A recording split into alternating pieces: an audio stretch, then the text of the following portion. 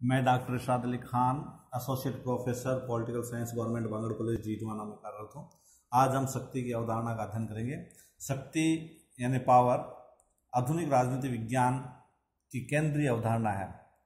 राज्य, संप्रभुता, सरकार, कानून आदि में शक्ति को प्रमुख अंतर्निहित तत्व माना जाता है। कैटलिन लासवेल ने राजनीति विज्ञान को शक्ति का विज्ञान कहा है। शक्ति की धारणा का विकास प्राचीन समय में राजनीतिक दार्शनिकों और चिंतकों ने शक्ति की अवधारणा की अपेक्षा नहीं की है। यूनानी विचारक प्लेटो तथा अरस्तु ने अपने ग्रंथों में शक्ति का महत्व को स्वीकारा है। इसके अतिरिक्त Machiavelli, Hobbes, Nietzsche, Catlin, Charles Merriam, Harold Lasswell, Morgenthau, Bosanquet, MacIver, Robert बायस्टार्ड, कैपलान, लसेल, बेकर आदि विद्वानों ने भी शक्ति को मौलिक सिद्धांत के रूप में स्वीकार किया है। कौटिल्य ने तो स्पष्ट लिखा है कि समस्त सांसारिक जीवन का आधार दंड शक्ति ही है। हॉब्स का यह विचार कि सभी मनुष्यों में अधिक से अधिक शक्ति प्राप्त करने की एक ऐसी चिरंतन और अथक इच्छा है जिसका अंत केवल मृत्यु में होता है। मनु ने दंड के महत्व को बताते हुए कहा कि इसकी उत्पत्ति ईश्वर ने की है तथा यह दंड ही राजा है और दंड ही को विद्वान लोग धर्म कहते हैं, क्योंकि दंड ही सभी से उनके धर्म का पालन करवाता है। राजनीति विज्ञान के एक केंद्रीय तत्व के रूप में शक्ति की अवधारणा का विकास शिकागो विचारधारा के विद्वानों ने किया, जिनमें प्रमुख है चार्ल्स मैरियम, लासवेल, मॉर्गनथाउ आदि।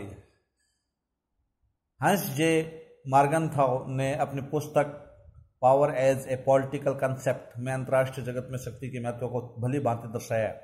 इसके अनुसार शक्ति की राजनीति मानव की सत्ता लिप्सा में निहित है। शक्ति का अर्थ और परिभाषाएं। राजनीतिक शक्ति से अभिप्राय अन्य मनुष्य के कार्यों एवं मनुष्य मस्तिष्क का नियंत्रण करना है। राजनीतिक शक्ति शारीरिक शक्ति से थोड़ा भिन्न है। जब हिंसा वास्तविकता का रूप धारण कर लेती है तो वह सैनिक शक्ति के पक्ष में राजनीतिक शक्ति के पद त्याग का द्योतक होता है। शक्ति की परिभाषा एवं अर्थ के विषय में सभी विद्वान एक मत नहीं है। अलग अलग विद्वानों ने शक्ति को अलग अलग रूपों में परिभाषित किया है। रॉबर्ट बायस्टार्ड के अनुसार शक्ति बल प्रयोग की योग्यता है, न कि उसका वास्तविक प्रयोग। मैकाइवर के अनुसार शक्ति व्यक्तियों अथवा उनके व्यवहार को नियंत्रित करने, विनियमित करने या निर्देशित करने की क्षमता है। रॉबर्ट एडहल के अनुसार शक्ति व्यक्तियों के बीच पारस्परिक संबंधों की ऐसी स्थिति, विशेष स्थिति का नाम है जिसमें एक पक्ष दूसरे पक्ष को प्रभावित करके उससे वे कार्य करवाते हैं जिन्हें वह अन्यथा नहीं करता। टोनी के शब्दों में शक्ति व्यक्तियों के अथवा समूह द्वारा समूह के व्यवहार को अपनी इच्छानुसार बदलने की क्षमता है। कार्ल जे फ्रेडरिक के शब्दों में शक्ति एक प्रकार का मानवीय संबंध है। ऑर्गेन्स्की के अनुसार शक्ति दूसरे के आचरण को अपने लक्ष्यों के अनुसार प्रभावित करने की क्षमता है। पिपनर और शेरवुड के शब्दों में यह आदेश देने की क्षमता है। बर्ट्रैंड रसेल के शब्दों में शक्ति इच्छित प्रभावों की उपज है। लासवेल के शब्दों में शक्ति प्रभाव के प्रयोग की विशिष्ट स्थिति है। अर्नाल्ड ब्रस्क के शब्दों में शक्ति ऐसी योग्यता है जो अपनी इच्छा को लागू कर सकती है और किसी विरोधी इच्छा के विफल कर सकती है। शक्ति के विषय में विविध विद्वान दिया की परिभाषा के हिसाब से हम इसे अर्थ में ले सकते हैं। बल प्रयोग के रूप में, मनुष्य की सामान्य प्रवृत्ति के रूप में शक्ति बल प्रयोग की संभावना है, जैसे सैनिक बल। शक्ति व्यवस्था का अंतर्निहित तत्व है। शक्ति प्रभाव प्रक्रिया के रूप में शक्ति है। यानी ये शक्ति के अर्थ के रूप में अलग अलग विद्वानों ने अलग अलग दिया है। नियंत्रण के अर्थ में शक्ति है, यानी शक्ति व्यक्तियों के व्यवहार को नियंत्रित करता है। मूल्य के अर्थ में शक्ति है, यानी मूल्य में भी स्वीकार किया जाता है। आदर्शवादी मूल्य के रूप में मान्यता देता है, यथार्थवादी मूल्य के रूप में मान्यता देता है। यानी व्याख्या के आधार पर कहा जा सकता है राजनीतिक शक्ति एक जटिल संकल्पना है जिसके कई रूप हैं। संपत्ति शास्त्र, नागरिक अधिकार और लोकमत का प्रभाव आदि जैसे राजनीतिक शक्ति को अर्थ है। दूसरे व्यवहार का पर नियंत्रण या प्रभुत्व भी है। यानी इसका अर्थ हो गया कि प्रथम राजनीतिक शक्ति को धारण करने वालों में उच्च अधीनस्थ संबंध प्रकट होना स्वाभाविक। द्वितीय राजनीतिक शक्ति का प्रयोग अंततः सामान्य जनता पर होता है, उससे सत्ता का प्रयोग करने वाला ही की बात माननी पड़ती है। ये राजनीतिक शक्ति मनोवैज्ञानिक संबंध प्रकट करती है, ना कि भौतिक संबंध। मार्गग्रंथों के अनुसार शक्ति का प्रयोग करने वाले जिसके विरुद्ध शक्ति प्रयुक्त होती है, इन दोनों के मध्य का मनोवैज्ञानिक संबंध ही राजनीतिक शक्ति है। यानी शक्ति के संबंध में इन्होंने दिया शक्ति और बल। यानी पहले हम देख सकते हैं शक्ति का जो डायग्राम बनाया है एस.एल. वर्मा ने, उसमें उत्तर आधुनिक राजनीतिक सिद्धांत के प्रश्न संकेतने पर, यानी कि शक्ति है, एक तरफ बल प्रयोग है, दूसरी तरफ प्रभाव है शक्ति में, जिसमें दंडात्मक शास्त्रीय हैं, दूसरी तरफ प्रभाव मृदु शास्त्रीय हैं। यानी बल प्रयोग में बल प्रयोगात्मक शास्त्रीय तानाशाही शासन होता है, और ये सेना पुलिस है, और इस साइड में नेतृत्व है, प्रभाव में नेतृत्व, औचित्यपूर्णता, सत्ता, अनुपालन और प्रजातंत्र शासन आता है। व्यक्ति, समूह, व्यवस्था, संगठन में ये शक्ति के विभिन्न रूप इसमें चित्र के अनुसार हो सकते हैं। हम अब आगे देखते हैं पावर और शक्ति, यानी शक्ति और बल में अंतर, यानी इन्होंने अलग अलग दिया है। जैसे मार्गेट स्प्राउट ने सैनिक शक्ति का है, आइनिश क्लाड ने सैनिक पहलू को माना है, मार्गन्थाओं ने भी अपने शक्ति को परिभाषित किया है। इसी प्रकार से अलग अलग दिया है। शक्ति और बल प्रयोग में सैनिक शक्ति में स्पष्ट अंतर है। बल प्रयोग शक्ति का उपकरण है, यहाँ हम राजनीतिक शक्ति की चर्चा कर रहे हैं। यदि बल प्रयोग किया जाता है तो वहीं से राजनीतिक शक्ति का अंत हो जाता है। बल प्रयोग हिंसा से आधारित है, जबकि शक्ति एक मनोवैज्ञानिक प्रभाव है। शक्ति अदृश्य है, जबकि बल प्रयोग दृश्य है। संक्षेप में शक्ति एक विस्तृत संकल्पना है, जिसमें शक्ति के रूप में बल उसी प्रकार नियत है जिस प्रकार बादल में बिजली रहती है। शक्ति और प्रभाव में डिफरेंस और उनमें क्या अंतर है, यानी यदि शक्ति से बल प्रयोग, दंड और हिंसा को निष्कासित कर दिया जाए तो वह प्रभाव बन जाती है। प्रभाव एक बल रहित तत्व है। कालजे फैक्ट्री के अनुसार प्रभाव गुप्त शक्ति है, यह न्यूनाधिक मात्रा में शक्ति का अदृश्य रूप है। रॉबर्ट ढाल ने प्रभाव व्यक्तियों, समूह, समुदायों, संगठनों और राज्यों में परस्पर संबंध को कहता है। दूसरे शब्दों में प्रभावकर्ता के मध्य संबंध, जिसमें एक कर्ता दूसरे कर्ताओं को इस ढंग से कार्य करने के लिए प्रेरित करता है जिससे वे अन्यथा नहीं करेंगे। शक्ति और प्रभाव में घनिष्ठ संबंध है, दोनों एक दूसरे के सबल प्रदान करते हैं। प्रभाव शक्ति उत्पन्न करता है तथा शक्ति प्रभाव को। फिर होने के बावजूद भी दोनों में अंतर है, जिनको बिंदुवत कर देते हैं। शक्ति भौतिक तत्व और प्रभाव नैतिक तत्व है। मूर्त और अमूर्त। शक्ति एक मूर्त है, भौतिक तत्व है, और उसका परिणाम प्रयोग स्पष्ट दिखाई देता है, किंतु प्रभाव अमूर्त नैतिक है। बाध्यता की भेद में शक्ति बाध्यकारी है और प्रभाव अनुपालन पर आधारित है। कटुता और सद्भावना। शक्ति बाध्यकारी होती है जिसमें कटुता होती है, और जबकि सद्भावना में मानसिक और नैतिक क्रिया होती है, यानी प्रभाव में नैतिक और मानसिक क्रिया होती है। प्रजातांत्रिक दृष्टि से शक्ति धारक शक्ति का प्रयोग के लिए स्वतंत्र होता है, जबकि प्रभावशाली व्यक्ति अपने प्रभाव का प्रयोग प्रभावित व्यक्तियों की सहमति से करता है। क्षेत्र की दृष्टि से शक्ति का क्षेत्र सीमित है और प्रभाव का क्षेत्र बहुत असीमित है। इस प्रकार से आगे शक्ति के प्रकार के रूप में हम शक्ति के अनेक प्रकार रूप हैं, जिसमें व्यवहार परिवर्तन के आधार पर एडवर्ड शिल्स एक व्यक्ति को शक्ति उतनी ही कही जाती है जितनी मात्रा में वह अपनी इच्छा के अनुसार दूसरे के व्यवहार को प्रभावित कर सकता है। एडवर्ड शिल्स ने 3 भाग बताए: बल, प्रभुत्व और चातुर्य यानी चालाकी। दूसरा हम दे सकते हैं औचित्य के आधार पर। मैक्स वेबर के अनुसार जो शक्ति औचित्यपूर्ण नहीं है वह दमन है। वेबर के अनुसार जो शक्ति के रूप हैं वो कानूनी, वैधानिक, दूसरा परंपरागत, और तीसरा जो है क्रिस्मावादी यानी क्रिस्मात्मक है। बाइस्टार्ड के द्वारा शक्ति के प्रकार, जिसमें दृश्यता के आधार पर दिखता है, दमन के आधार पर, औपचारिकता के आधार पर और प्रयोग के आधार पर, यानी शक्ति का होता है। फिर केंद्रीकरण के आधार पर 2 प्रकार की हो जाती है। एक केंद्रीकृत शक्ति हो जाती है और एक विकेंद्रीकृत शक्ति हो जाती है। केंद्रीकृत में एक व्यक्ति के पास में होता है, विकेंद्रीकृत में अनेक व्यक्तियों के पास में वो शक्तियां चली जाती है।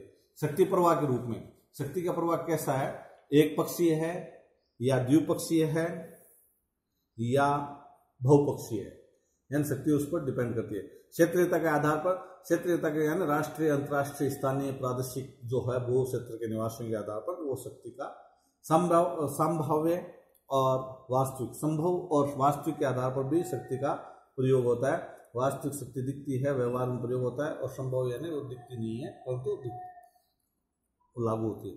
मूल्यों के आधार पर शक्ति के दो भागों में बांटा जा सकता है, सकारात्मक शक्ति और नकारात्मक शक्ति। मूल्यों के आधार पर सकारात्मक शक्ति यह जनहित में जन सहमति पर आधारित होती है। दूसरी ओर जब शक्ति का प्रयोग अनुचित ढंग से अनुचित उद्देश्य के लिए किया जाता है तो उसे नकारात्मक शक्ति कहा जाता है। यानी कि दो प्रकार की हमने इसमें मूल्य के आधार पर सकारात्मक और नकारात्मक शक्ति हो गई। इसके पश्चात शक्ति के स्रोत यानी सोर्स ऑफ पावर। इसमें ज्ञान, शक्ति के स्रोत में सबसे बड़ा महत्वपूर्ण स्थान है ज्ञान का। नेतृत्व के गुणों का विकास होता है ज्ञान से और उससे सहमति मिलने में मदद होती है। प्राप्तियां, उपलब्धियां यानी शक्ति का बाह्य स्रोत प्राप्तियों से प्राप्त तात्पर्य है संपत्ति, अन्य आर्थिक प्राप्तियां, भौतिक साधनों में वृद्धि, पद की प्राप्ति, सामाजिक राजनीतिक सम्मान की प्राप्ति आदि। किसी भी राज्य व्यवस्था को अपने संबंधित क्षेत्र में भौतिक सफलता मिलती है, वे ही उसकी प्राप्तियां उपलब्धियां होती है जिसके कारण राज्य व्यवस्था में शक्ति की वृद्धि होती है। संगठन और आकार कैसा है, उसके आधार पर संस्थाओं के संदर्भ में शक्ति का एक प्रमुख स्रोत संगठन आकार है। जिन संस्थाओं का संगठन सुदृढ़ होता है वह शक्तिशाली होती है। संस्थाएं अपने संगठन के माध्यम से उद्देश्य, संकल्प और कार्य योजना में एकता स्थापित करती है। सत्ता शक्ति का प्रमुख स्रोत सत्ता भी है। सत्ता के आधार पर ही एक व्यक्ति अन्य व्यक्ति अथवा व्यक्ति की तुलना में अधिक शक्तिशाली बन जाता है, भले ही अन्य व्यक्ति उससे अधिक योग्य हो।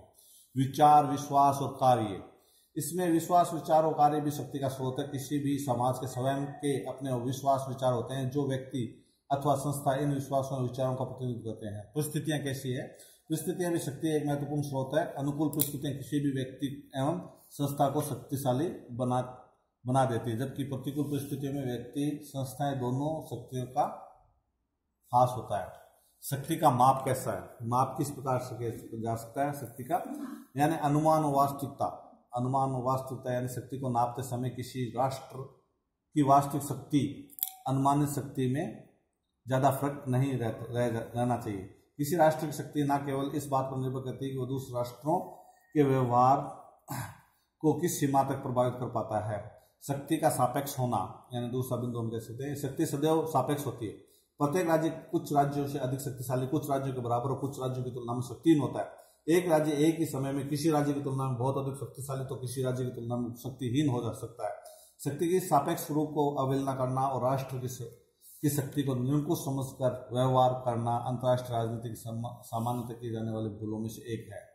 तुलनात्मक स्वरूप, तुलनात्मक स्वरूप में राष्ट्र शक्ति का स्वरूप सदैव तुलनात्मक पद्धति से निर्धारित किया जाता है। जब किसी राष्ट्र को हम शक्तिशाली कहते हैं तो हमारे मस्तिष्क में उन राष्ट्रों के चित्र होते हैं जो अपेक्षाकृत निर्बल होते हैं। इसी प्रकार किस राष्ट्र को निर्बल कहते समय हमारे मस्तिष्क में शक्तिशाली राष्ट्रों की तस्वीर उभरती है। शक्ति की दृष्टि से दो राष्ट्र समान नहीं होते हैं, ये एकदम सही है। राष्ट्रीय शक्ति की दृष्टि से कभी भी दो राष्ट्र समान नहीं हो सकते और राष्ट्रीय शक्ति के सभी तत्वों का समान महत्व होता है। यदि कोई राष्ट्र किसी एक तत्व को अधिक महत्व देकर उसके आधार पर अपनी विदेश नीति का निर्धारण करे तो उसकी विदेश नीति सफल नहीं मान जाएगी। शक्ति का विश्वसनीय होना यानी अंतर्राष्ट्रीय राजनीति में शक्ति का विश्वसनीय होना परम आवश्यक है। जो चेतावनी प्रभावकारी विश्वसनीय नहीं होती उसका महत्व नहीं होता है। शक्ति की विशिष्ट रूपता का महत्व, यदि एक राष्ट्र के पास परमाणु अस्त्रों का भंडार हो, उसका विरोधी राष्ट्र यह जानता है कि उन अस्त्रों का वह राष्ट्र उसके विरुद्ध कभी भी प्रयोग नहीं कर सकता तो उसके अस्त्रों का भंडार का कोई महत्व नहीं है।